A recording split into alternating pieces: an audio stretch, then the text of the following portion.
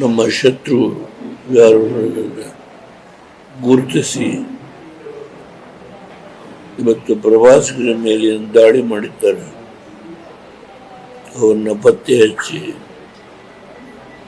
ಅವನ್ನ ಸರ್ವನಾಶ ಮಾಡೋವರೆಗೂ ನಾವು ನಿಮ್ಮ ಜೊತೆ ಇರ್ತೇವೆ ಅಂತ.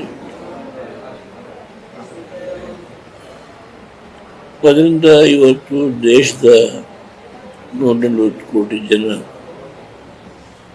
ಈ ವಿಷಯದಲ್ಲಿ ಆ ಕೃತ್ಯವನ್ನು ಖಂಡಿಸಿದ್ದಾರೆ. ಆಮೇಲೆ ಅವ್ರಿಗೆ ಶಿಕ್ಷೆಯನ್ನು ಕೂಡ ಮಾಡಬೇಕು. ಅದು ಏನೇ ಆದರೂ ನಾವು ಸರ್ಕಾರದಿಂದ ನಿಲ್ತೇವೆ ಅಂತ. ಮೋದಿಯವರು ಒಬ್ಬ ವಿಶ್ವಕ್ಕೆ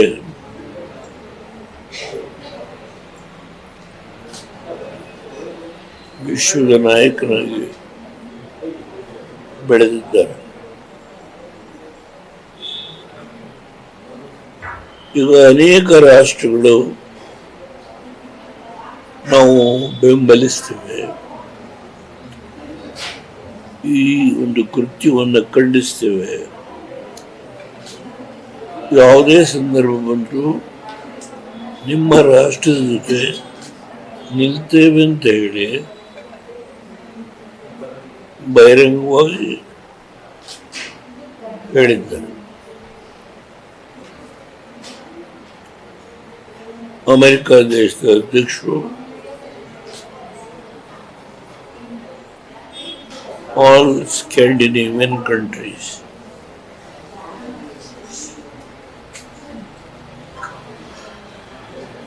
ಎಲ್ಲರೂ ಇವತ್ತು ನಮ್ಮ ದೇಶದ ಜೊತೆ ನಿಲ್ತೇವೆ ಅಂತ ಹೇಳಿ ಸರ್ಕಾರ ಕೂಡ ತನ್ನ ಶೋಧನೆ ಕಾರ್ಯನ ಅವ್ರನ್ನ ಪತ್ತೆ ಹಚ್ಚಲಿಕ್ಕೆ ಸರ್ವ ರೀತಿ ಪ್ರಯತ್ನ ಮಾಡ್ತಾರೆ. ಅವರು ಡಿನೇ ಮಾಡಿದ್ದಾರೆ, ಅವೆಲ್ಲ ಆ ಡೀಟೇಲ್ಸ್ ನಾನು ಹೇಳಲಿಕ್ಕೆ ಹೋಗಲ್ಲ. ಸರ್ಕಾರ ಏನೆಲ್ಲ ಕ್ರಮ ತಗೋಬೇಕು ತಗೊಳ್ತಾ ಇದ್ದಾರೆ. ಬಹುಶಃ ಅತ್ಯಂತ ಹೀನ ಕೃತ್ಯ ಇದು.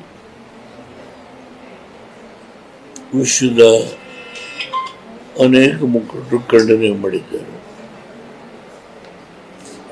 ನಮ್ಮ ದೇಶದ ಪ್ರಧಾನಮಂತ್ರಿ ಏನು ಕ್ರಮ ತಗೊಂಡೋದಕ್ಕೆ ಬೆಂಬಲ ಕೊಟ್ಟಿದ್ದಾರೆ. ರಾಷ್ಟ್ರದ ಜನತೆ ಕೂಡ ನಾವು ಒಗ್ಗಟ್ಟಾಗಿ ನಿಮ್ಮ ಹಿಂದೆ ನಿಲ್ತೇವೆ.